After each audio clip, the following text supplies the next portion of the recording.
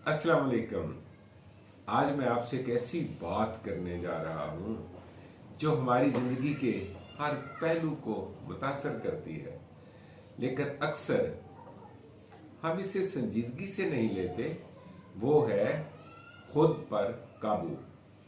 ज़रा अपने आप से एक सादा सा सवाल कीजिए, क्या कभी ऐसा हुआ कि आपने गुस्से में आकर कोई बात कह दी हो और बाद में दिल में ये ख्याल आया हो कि काश मैं ये न कहता?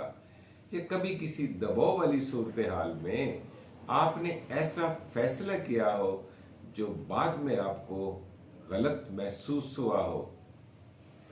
अगर ऐसा हुआ है तो ये बिल्कुल फितरी है, लेकिन असल बात यह है कि हम इससे सीखते क्या है। खुद पर काबू एक सादा मगर गहरा तस्वर है। खुद पर काबू का मतलब ये नहीं कि इंसान के अंदर जज्बात ना हो। जज्बात तो हर इंसान के अंदर होते हैं। गुस्सा भी आता है, खुशी भी होती है, तकलीफ भी होती है।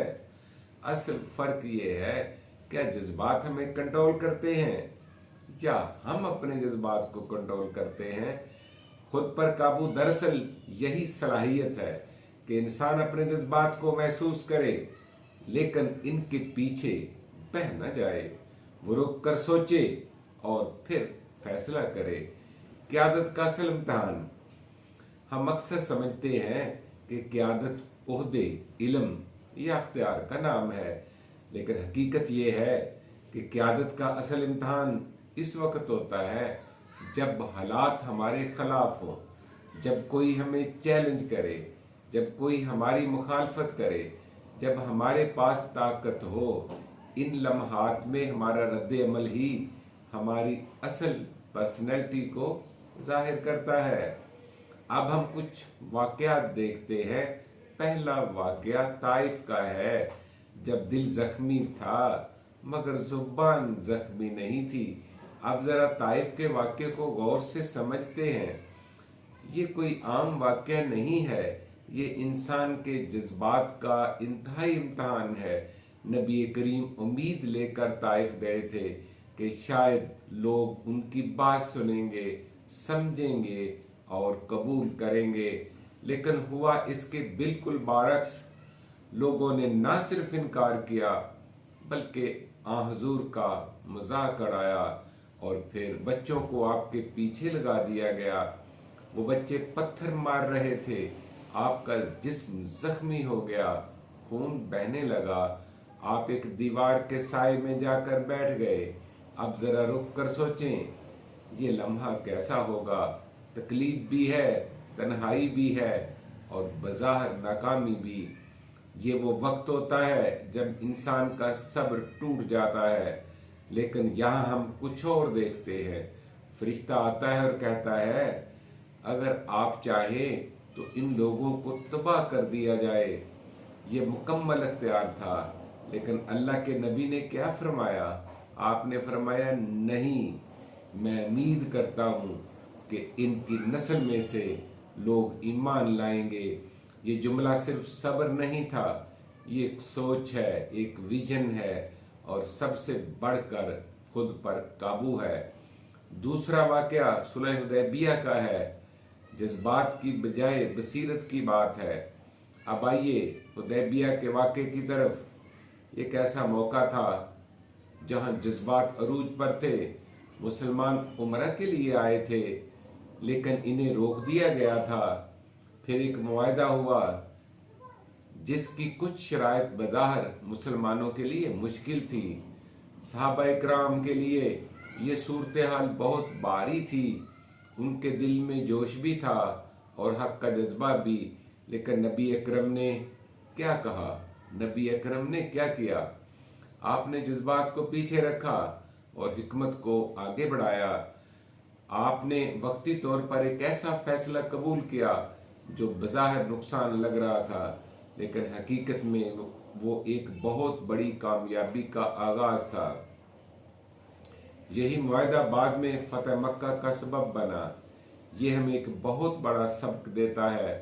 हर सही फैसला फौरन फायदा नहीं देता, लेकिन खुद पर काबू रखने वाला इंसान मुस्तकबिल देखता है और बनाता भी है।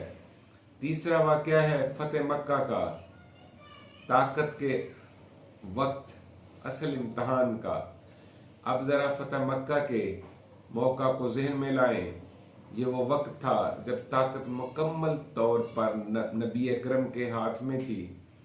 वही लोग सामने थे जिन्होंने सालों तक जुल्म किया था। ये बदला लेने का सबसे बड़ा मौका था, लेकिन अल्लाह के नबी ने क्या किया? आपने फरमाया, आज तुम पर कोई गिरफ्त नहीं, तुम सब आज़ाद हो।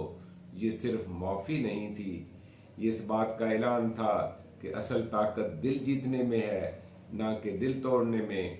ये खुद पर काबू की वो सतह है जहां इंसान अपने इख्तियार को भी कंट्रोल करता है।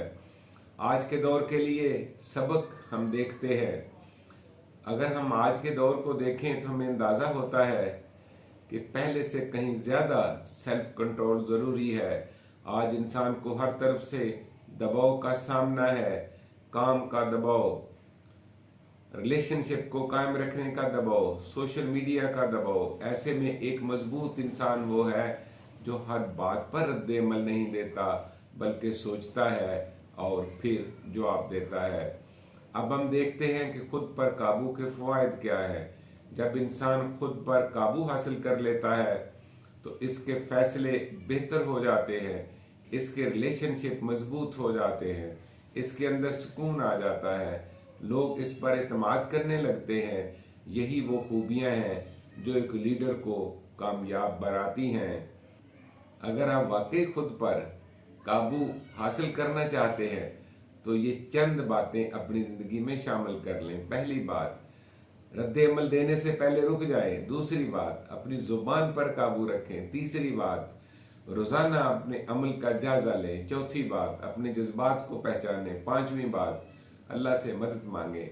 ये छोटी बातें हैं, लेकिन अगर मुस्तकिल की जाएं तो बड़ी तब्दीली लाती है। आखिर में मैं आपसे सिर्फ एक सवाल पूछना चाहता हूँ, आप अपनी ज़िंदगी में कहाँ खुद पर काबू खो देते हैं? इस सवाल का जवाब अगर आपने ईमानदारी से दे दिया तो आपकी तब्दीली शुरू हो चुकी है। याद रखें, असल ताकत वो नहीं जो दूसरों पर है, असल ताकत वो है जो इंसान अपने ऊपर हासिल करे। अल्लाह हमें सब्र, हिकमत और खुद पर काबू अता फरमाए। अल्लाह हाफिज़।